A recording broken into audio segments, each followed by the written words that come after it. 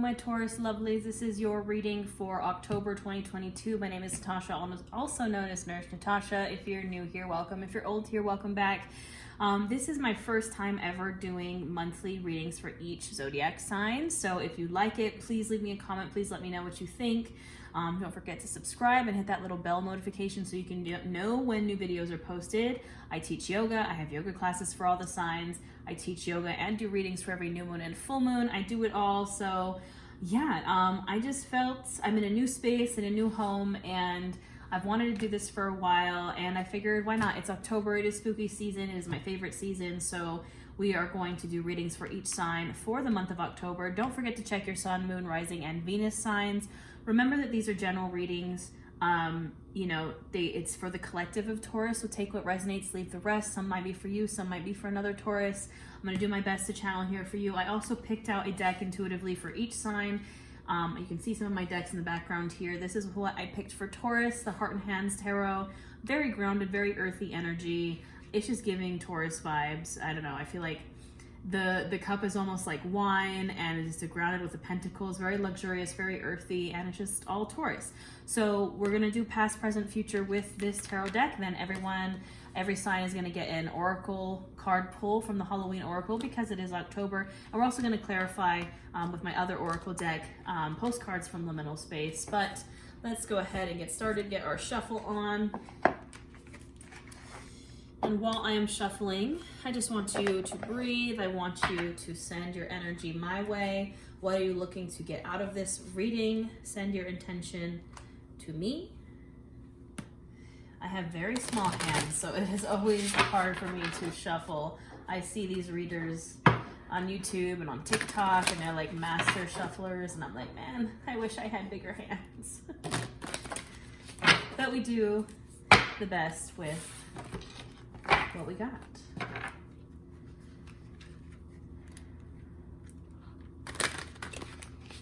So just breathing deeply for me, sending your intention my way. What are you hoping to get out of this reading?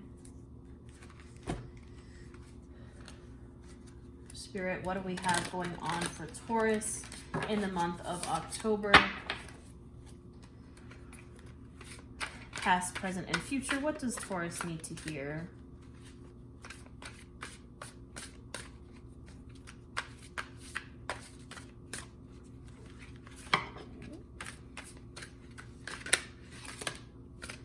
All right, we had the Three of Wands pop out. It is fire energy wands.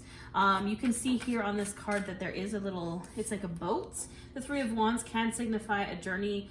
It can also mean a bit of a delay. So if you've been waiting on something to come in, you've been waiting on these ships to come in, and there's been a little bit of a delay, there's a lot of a lot of retrogrades, including Mercury, happening right now, and everything is kind of delayed. So it's not just you, everything is delayed. It can also mean, this Three of Wands, that there is maybe a journey you need to go on, a portal you need to go through.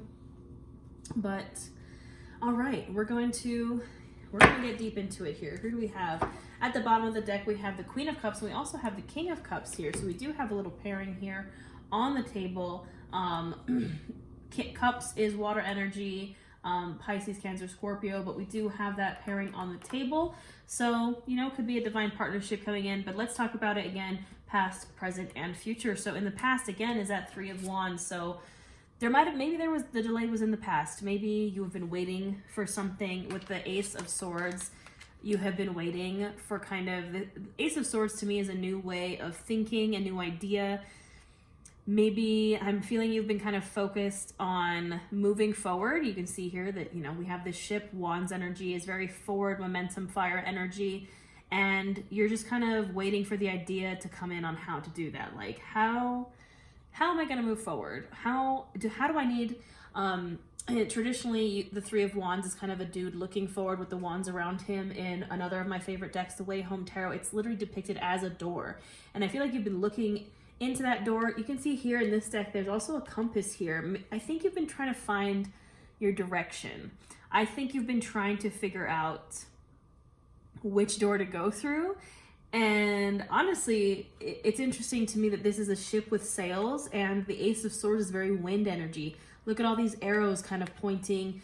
The swords is air energy. You've been looking for the wind in your sails. That's kind of what is coming up. You've been looking for the wind in your sails, some kind of bearing, some kind of direction. You're like, I don't know where to go. I don't know what to do. Somebody help me.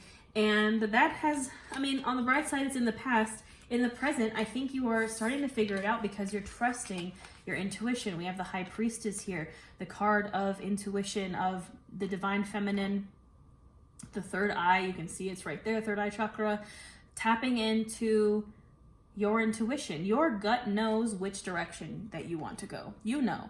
When I say you've been struggling to pick a direction, I almost guarantee you that there is a direction that you've been thinking about, and you're like, I've been thinking about going in that direction, but I'm not sure. I don't know if it will work out. I don't know if it's going to be successful, but that's the direction I want to go in. I'm just hesitating. There's been a delay, whatever. Trust your intuition. Trust your intuition. The Queen of Wands does what she wants. And I'm picking up that maybe some of you might be artists, because this, you know, she's kind of holding her wand as almost as if it was like a pen or a pencil or like a paintbrush almost. The Queen of Wands moves forward with confidence. She's the Queen of Fire. She doesn't take anybody's shit. She knows what she wants and she goes and she gets it. So this is the energy that you need to be tapping into in the present, trusting your intuition and moving forward with confidence and being like, I got this. Even if I'm not clear on the direction that I want to go in, I'm going to get a gust of wind in my sails and I'm going to move forward. And I'm just going to trust in my intuition. I'm going to trust my gut. I'm going to trust in divine timing. And I'm going to move forward with it. It is also giving me very heavy creation energy. You can see here that the High Priestess is kind of depicted as the Divine Mother here. And this, again, she looks like she's about to create something. With the Ace of Swords is that new idea energy. Move forward with whatever it is that you're trying to create. Like, you know what you want and it's time to go for it. Stop hesitating. Stop with that delay. You need to move forward. And then we have in the future the King of Cups and the Seven of Wands. And then again, the Queen of Cups at the bottom of the deck. Yeah, the tower is lurking underneath that Queen of Cups. I'm picking up the tower as kind of a little bit of a warning there of if you don't start to move forward, that's the thing. That's the threat of the tower, right? The impending looming of the tower there. If you do not move forward, the tower is going to force you to move forward in a very aggressive way. We don't want that. Maybe sometimes the tower energy is needed. I have come to embrace the tower energy. But there's been enough delays. The delays are in the past. It's time to move forward confidently, trusting your intuition, and moving forward into the King of Cups energy. His cup is very full. Look at that cup. It almost looks like a warm kind of cup of soup. And he is emotionally mature. He is connected to his emotions, very connected. Again, both the King and Queen of Cups and the High Priestess, you know, it's very like, I feel like Cups is kind of that, you know, it's that watery, flowy energy, very in tune with just like emotions and the third eye and intuition and gut. And it's with the Seven of Wands, before the Seven of Wands, we have the Six of Wands, which is the card of victory. The Seven of Wands is a bit of a defensive energy. Traditionally, it's depicted as a dude, and he has his wand, and he's kind of facing off with all these other wands. But whereas the Five of Wands is more of an attack energy, like something's attacking you, the Seven of Wands is more of like you are attacking it. You are attacking whatever this new path is, whatever this new direction is, you are attacking it. Like you are ready to go. But you are attacking it in a way where you are calm, cool, collected. You are in touch with your emotions. You're in touch with your intuition.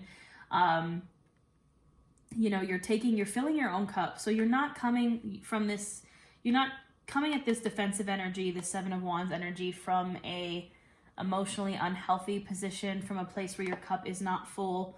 You're coming at it with a full cup, ready to take it on. Because a lot of the times, if we don't have a full cup, it's very hard for us to take on that new direction.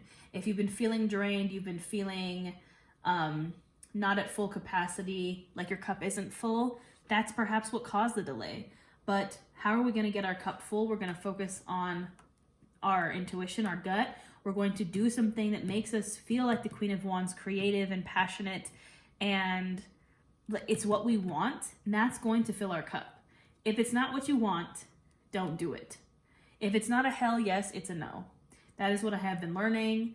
If I'm not feeling it like 100% Queen of Wands, if I'm not feeling it 100% High Priestess in my gut, it is a hell no. And perhaps that's what caused that delay before, is that you just weren't feeling it. You're like, I kind of want to go in this direction. Maybe other people are telling me to go in this direction. I'm not feeling it. I had an epiphany. I have some wind in my sails. It's what I want. My cup is full so I can take it on. Because whatever this direction is, it might be very challenging, right? You know, it might be scary. But you're ready to take on the challenge. So I like it. I'm here for it. I mean, you Tauruses are strong as heck. I have a lot of friends who are Tauruses, and you guys get it done. You just need to make sure your cup is full. You need to make sure you're coming at it from a place of being fulfilled, of being ready to expend that energy on whatever it is. So let's clarify here. Take a deep breath for me.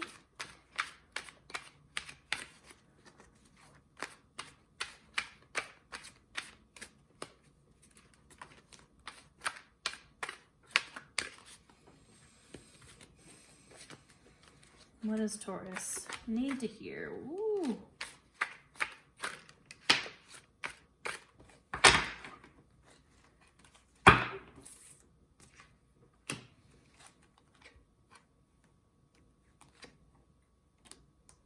All right, you know what? I'm about it. We have at the bottom of the deck invisibility mode. You can see here, it's time to go invisible. It's time to focus on you. Not entertaining other draining energies of people, places, things that just aren't doing it for you.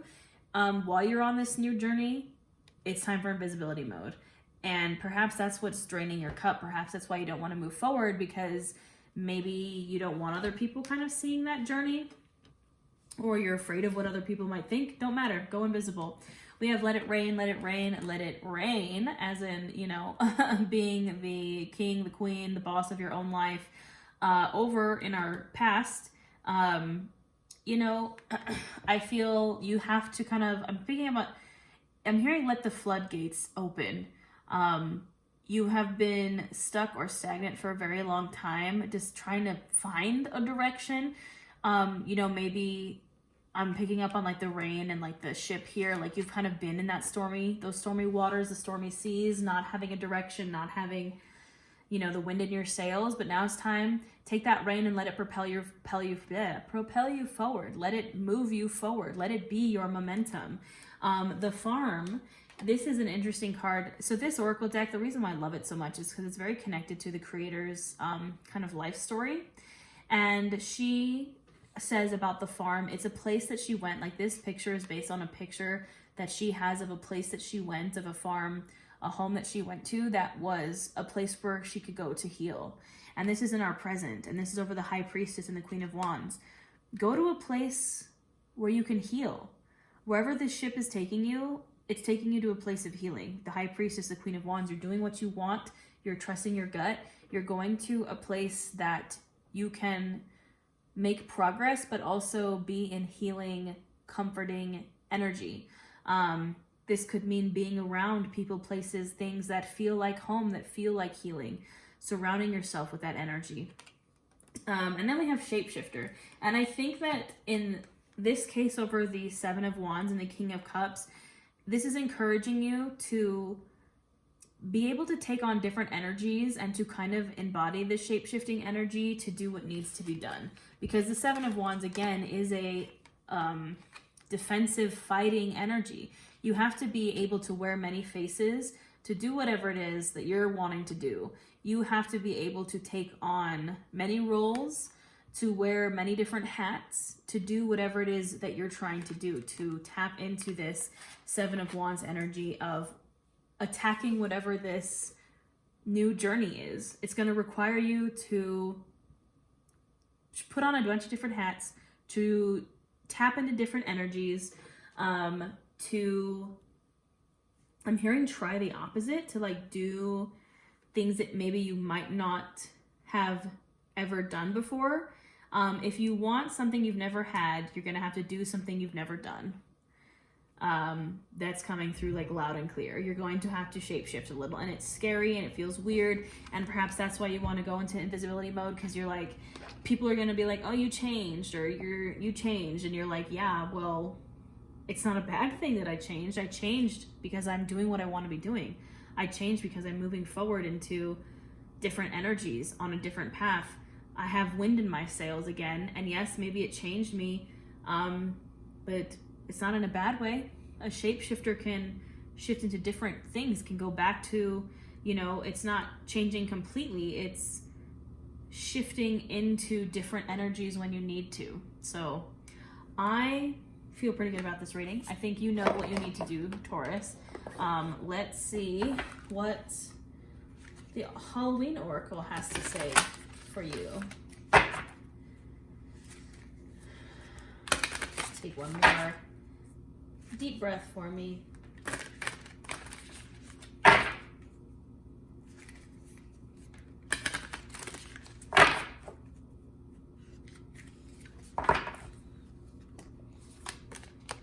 Ooh, vampire.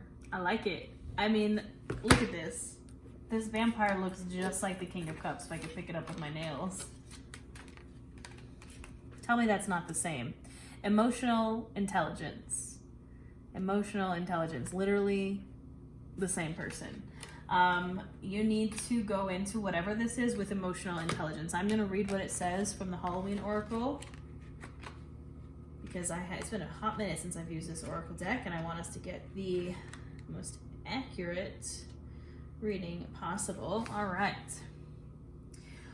Whilst there are almost uncountable examples of vampires in literature, movies, and games, somehow the archetype of the blood-hunting night stalker and somewhat elegant creature keeps being reinvented to seduce yet another generation. Although the beautiful and somewhat desirable vampire form doesn't really begin to enter the public consciousness until the mid-1800s, the idea of a human feeding upon the very stuff of life is much older. The Egyptians, Sumerians, Indians, and Balkan people all have mythos containing vampire-like creatures. The vampire is an interesting figure because it is both horrifying and desirable. Having someone want us so much that they desire to be that closely linked with us does feel good until we realize there is nothing much left of us to give. Most of us have heard of the concept of emotional vampirism, the idea that people feed off our energy and goodwill and take advantage of us through manipulation and their incessant neediness. Should the vampire card appear in your reading, it may indicate that you are being drained in this way and the time has come for stronger boundaries. We need to be very aware of what gives us energy in our lives and what takes it away. We should be aware of needing people to need us, and why we invite people like this into our homes, workplaces, and lives, if indeed we have them around us. Developing the emotional intelligence within ourselves to help us defend against this type of emotional and psychic attack enables us to foster healthy, equal relationships of all kind.